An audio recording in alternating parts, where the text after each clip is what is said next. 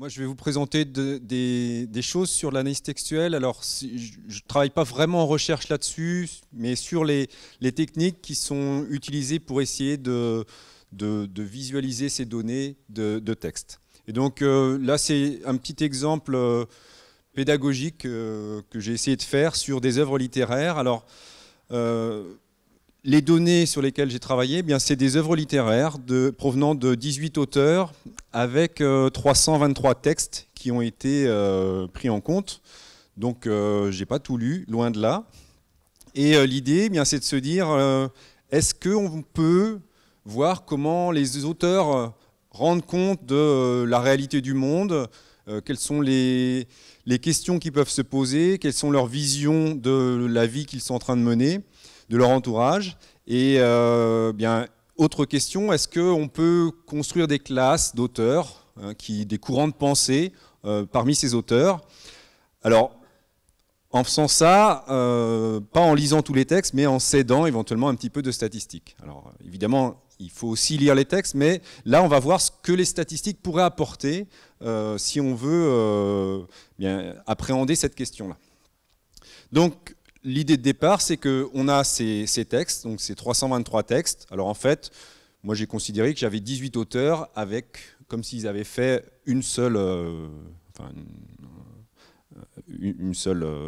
un ensemble d'œuvres, quoi.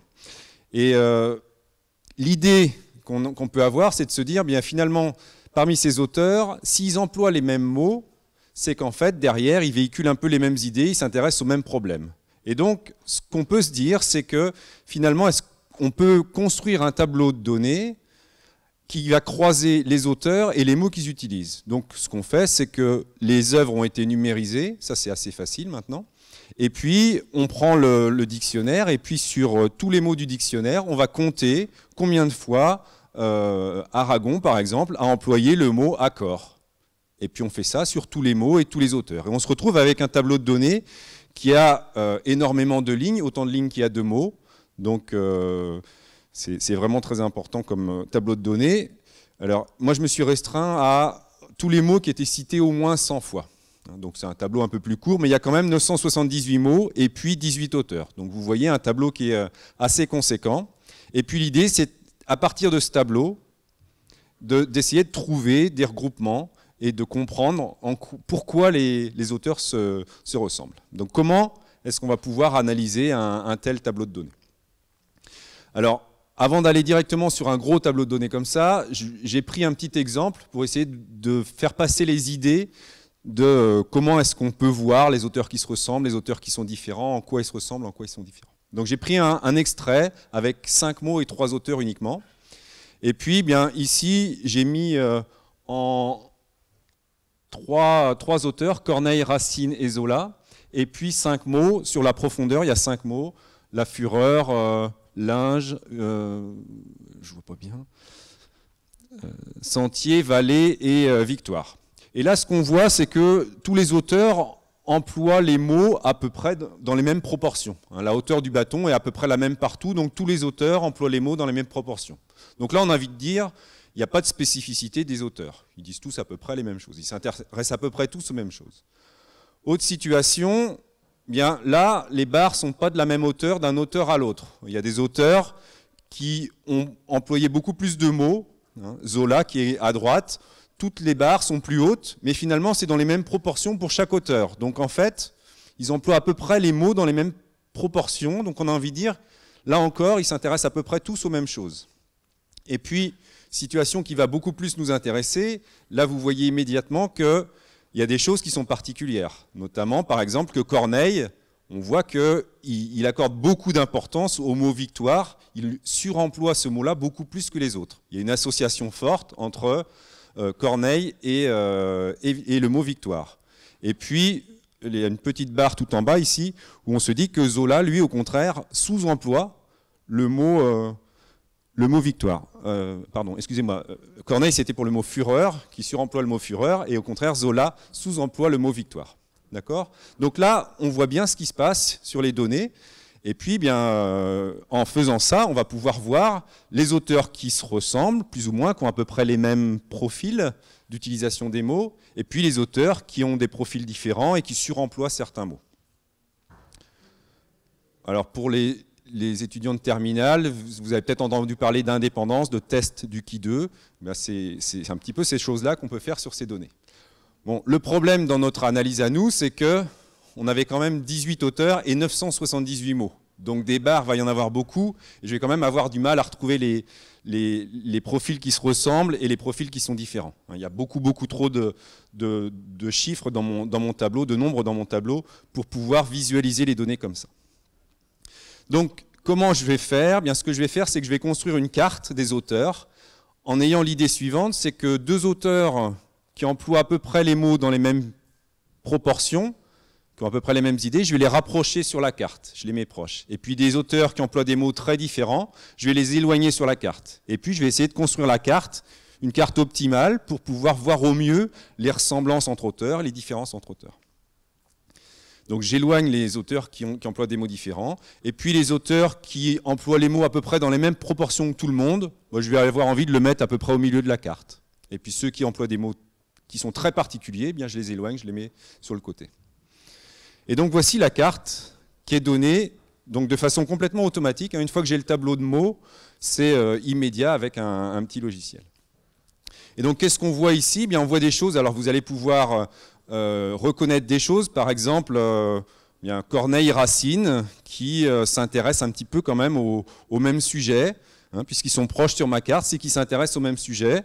Ils sont opposés au contraire à Zola qui est très éloigné. Donc voilà, après est-ce qu'on peut interpréter ça? Là on pourrait demander à des linguistes de nous expliquer plus ça, ou des gens qui s'intéressent à la littérature de près, de nous interpréter ça.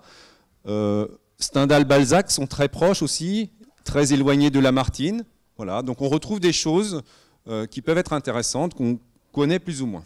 Alors, j'ai voulu vérifier un petit peu cette carte-là, voir si c'était pas complètement aberrant, et j'ai mis par exemple les dates de naissance des auteurs juste dessous, et ce qu'on voit, c'est qu'il y a quand même une évolution du vocabulaire. On voit dans le temps les auteurs qui sont positionnés, alors pas parfaitement sur cette parabole, mais quand même, ils sont positionnés et on voit l'évolution du vocabulaire partant de Corneille et Racine, qui sont les plus vieux, et allant par le 17e siècle et 18e siècle, Marivaux, Diderot, après 18e Stendhal-Balzac, et 19e Stendhal-Balzac, et tout cela, 19e et 20e. Donc il y a vraiment une évolution du vocabulaire, on se dit qu'on retrouve des choses intéressantes.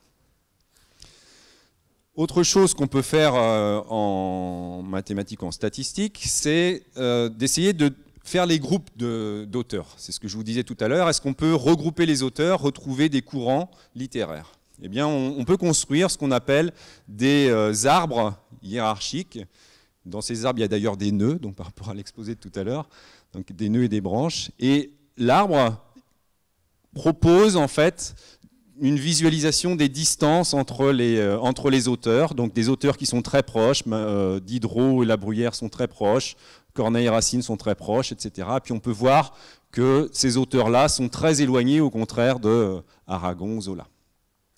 Et on peut couper l'arbre, et quand on coupe l'arbre, ça construit des classes. Et donc là, j'ai constitué les classes qui sont proposées par la classification, qui s'appelle une classification en statistique automatique. Et donc dans ces classes, on retrouve en fait des courants de pensée littéraires de façon quasi automatique. Donc là, il y a des regroupements qui ont été faits et qui sont loin d'être aberrants. Alors on retrouve par exemple donc Corneille et Racine, qui sont des classiques, qui sont du XVIIe siècle, qui sont opposés à Zola, qui est un naturaliste. Donc là, les classifications que je donne, classiques, naturalistes, j'ai retrouvé dans Wikipédia, c'est noms pour ces courants. On voit aussi Stendhal et Balzac qui sont des réalistes, qui sont très éloignés de Lamartine qui est un romantique. Et en regardant dans Wikipédia, ce qu'on peut noter par exemple, c'est une phrase qui est dite, c'est les réalistes, ils ont un point commun, c'est de s'éloigner des romantiques. Ah ben, moi, sur ma classification, j'observe exactement ça, c'est que les réalistes sont à l'opposé des romantiques. Donc on retrouve des choses comme ça. Enfin, moi, je les retrouve en tout cas, je ne connaissais pas. Et puis on retrouve l'évolution du vocabulaire selon les siècles. Alors, maintenant que j'ai fait mes groupes d'auteurs, ce qu'on peut se dire, c'est est-ce qu'on peut caractériser ces auteurs? Ils avaient le même courant de pensée ou des courants de pensée proches? Qu'est-ce qui caractérisait ces courants de pensée? De quoi est-ce qu'ils parlaient? Donc là, on avait un jeu de données avec des mots, eh bien on va pouvoir utiliser ces mots-là pour essayer de caractériser les courants de pensée. Donc, alors là, c'est peut-être un peu plus technique, c'est pour voir comment est-ce qu'un mot est caractéristique d'un groupe d'auteurs. Donc là, je me suis dit, est-ce que le mot victoire est caractéristique du groupe d'auteurs Corneille-Racine? Donc ça, c'est des choses, alors, pour les terminales, des choses que vous avez dû faire. C'est, bien, on se dit, le mot victoire, il a été cité 303 fois en tout, par les 18 auteurs, et 248 fois par Corneille et Racine. Donc là, on se dit, quand même, ils ont beaucoup cité le mot victoire par rapport aux autres.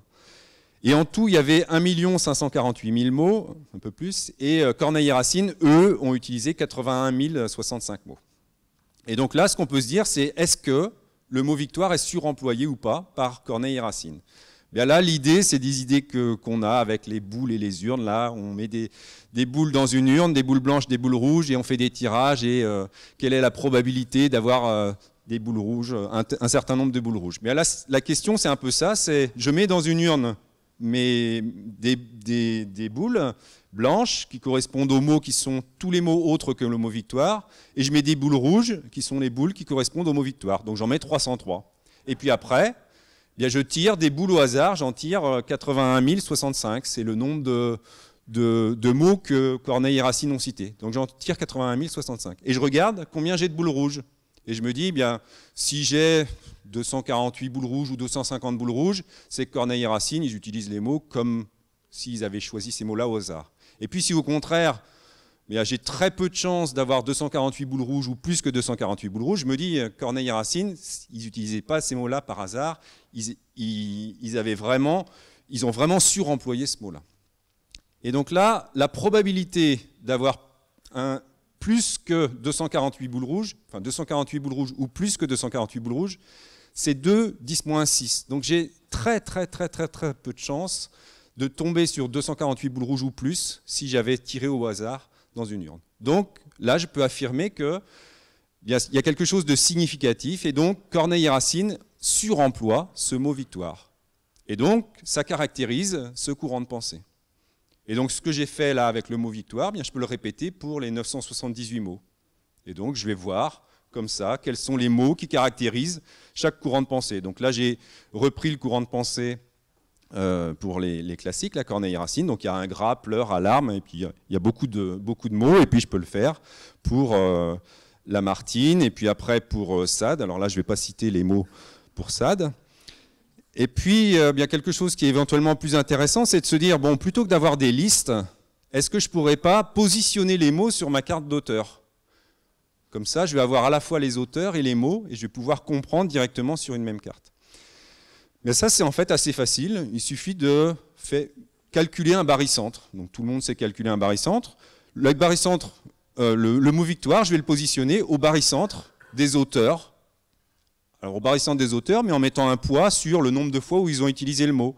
Donc Corneille a utilisé le mot, par exemple, 150 fois. Bien, je vais prendre un poids de 150 pour Corneille. Racine, 100 fois, ça va être un poids de 100. Puis Zola, 0, bien, je mets un poids de 0. Et je calcule le barycentre. Et je positionne le mot victoire à cet endroit-là. Et je positionne comme ça tous les mots. Et voici la carte qu'on obtient. Alors c'est une carte évidemment qui est très chargée, puisque j'ai beaucoup de mots au départ. J'ai 978 mots, donc voilà, il y a beaucoup de mots, et bien, ils sont positionnés. Alors je peux éclaircir un petit peu, et puis donner quelques mots caractéristiques de chaque courant de pensée, positionnés sur la carte. Et on voit comme ça comment caractériser maintenant les courants de pensée.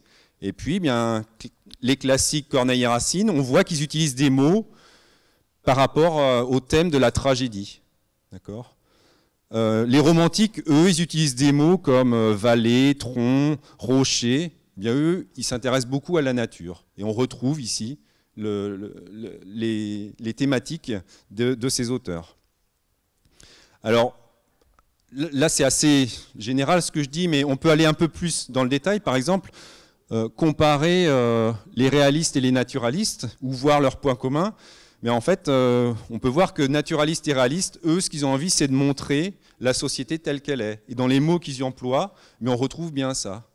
Et puis, même on peut les différencier, naturalistes et réalistes, parce que dans les naturalistes, alors là, c'est encore sur Wikipédia, j'ai trouvé ça, c'est qu'ils s'intéressent à décrire de façon un peu plus scientifique les choses pour expliquer le comportement des protagonistes. Donc là, c'est ce qu'on retrouve avec Zola et le naturalisme. Il emploie des mots où il décrit vraiment le réel avec le trottoir, le linge, etc., les tâches. Donc voilà sur cet exemple d'analyse textuelle. Donc c'est un petit exemple. Alors évidemment, après, il faut aller creuser et puis discuter avec des gens qui connaissent bien les œuvres, mais ça peut permettre une première approche de nombreuses œuvres. Là, ici, il y avait quand même 323 textes, ce qui est vraiment énorme. Alors, d'autres exemples d'analyse textuelle, bien, je vous ai dit, pour chaque auteur, j'avais pris l'ensemble de ses œuvres directement et j'avais mis tout ça dans un seul sac. Mais j'aurais pu aussi prendre chaque œuvre et puis positionner chaque œuvre et voir s'il y a une évolution dans ces œuvres à chaque auteur, d'accord ? Mettre un point par œuvre et puis voir s'il y a une évolution dans le temps ou si au contraire il reste vraiment très proche sur un même sujet. Alors on pourrait faire de l'analyse textuelle sur les professions de foi des candidats à la présidentielle par exemple. D'accord, ça va arriver et bon, je ne sais pas si ce sera très intéressant, mais bon. On peut faire des analyses textuelles aussi sur des questions ouvertes. On a questionné des personnes et puis on leur demande de répondre à différentes questions et puis il y a aussi des questions ouvertes souvent pour donner leur avis, c'est libre, et bien on peut faire de l'analyse textuelle sur ce genre de données. L'analyse des tweets aussi sur des recettes de maïs dans une grosse entreprise d'agroalimentaire. Alors je dis ça parce que ça on a eu des étudiants en stage qui ont fait ça, donc voilà, c'est pour ça que j'en parlais, mais c'est des choses où on a énormément de tweets, donc énormément de données, et on a besoin d'outils pour visualiser ça de façon facile. Et puis ce que je voulais dire, c'est que tout ce que je vous ai dit là sur la construction des cartes, sur les associations entre les cartes et les mots, je l'ai fait avec des auteurs français, mais j'aurais pu le faire avec des auteurs allemands. Il n'y avait aucune difficulté, parce que j'ai juste un tableau avec des mots et des auteurs, et donc je peux très bien le faire avec Goethe, Kant, Nietzsche, etc. Après, je vais avoir du mal à interpréter un peu plus loin, mais il n'y a pas vraiment de difficulté à passer à ça. Et puis, eh bien, la technique qui permet d'analyser ces tableaux, qu'on appelle tableaux où on croise là, des auteurs et les mots, eh bien, il y a des tableaux comme ça, il y en a dans d'autres domaines. Alors, comme moi je suis dans une école d'agronomie, eh bien, il y en a par exemple en écologie, on va s'intéresser à des milieux, différents milieux, et puis différentes espèces, et puis on compte le nombre d'espèces dans chaque milieu pour voir s'il y a des associations qui sont privilégiées. Donc ça, c'est des choses relativement connues. Alors il y a aussi des recherches actuelles sur le sujet. Par exemple, sur des tableaux de données où on a fait des enquêtes, et on a fait des enquêtes auprès de personnes qui sont des Espagnols et d'autres qui sont des Anglais. Et donc forcément, ils n'emploient pas les mêmes mots. Les Espagnols emploient des mots espagnols et les Anglais des mots anglais. Mais pour autant, ce qu'on a envie, c'est de savoir s'ils ont à peu près les mêmes idées, si ils disent à peu près les mêmes choses. Donc là, on a un tableau de données qui est assez particulier parce que il n'y a aucune donnée en commun. Ici, en grisé, c'est qu'il j'ai pas de données. Et pour autant, j'ai envie de savoir si... Alors là les données qu'on avait, c'était des données sur une enquête sur des voyageurs qui prenaient un train en Espagne. Et donc, il y avait les Espagnols qui répondaient à un questionnaire qui était en espagnol, et puis les non-espagnols répondaient à un questionnaire en anglais. Mais ce qu'on voulait, c'était savoir si... Bien, le ressenti était le même chez les Espagnols et chez les non-Espagnols. Alors évidemment, on ne peut pas directement analyser ces tableaux-là et voir leurs ressemblances parce qu'il n'y a pas de données en commun, ni les lignes ni les colonnes. Et ce qu'on fait, c'est qu'on cède d'autres données pour essayer de voir les liens entre ces deux études. Et là, on avait un tableau de données où voilà, on avait vu ce que disaient les Espagnols était assez proche de ce que disaient les non-Espagnols. Les non-Espagnols souffraient plus de la chaleur quand il y avait des problèmes de climatisation que les Espagnols. Voilà, c'était ce qui est ressorti de l'étude. Et puis, bien, je vais m'arrêter là juste pour vous dire, donner le nom de la méthode qui a été utilisée, c'est ce qu'on appelle l'analyse des correspondances, et puis la classification qui permet de faire un arbre et de faire des groupes. Et puis si vous voulez en savoir plus, il y a un MOOC sur ces données-là. Donc un MOOC, c'est un cours en ligne gratuit.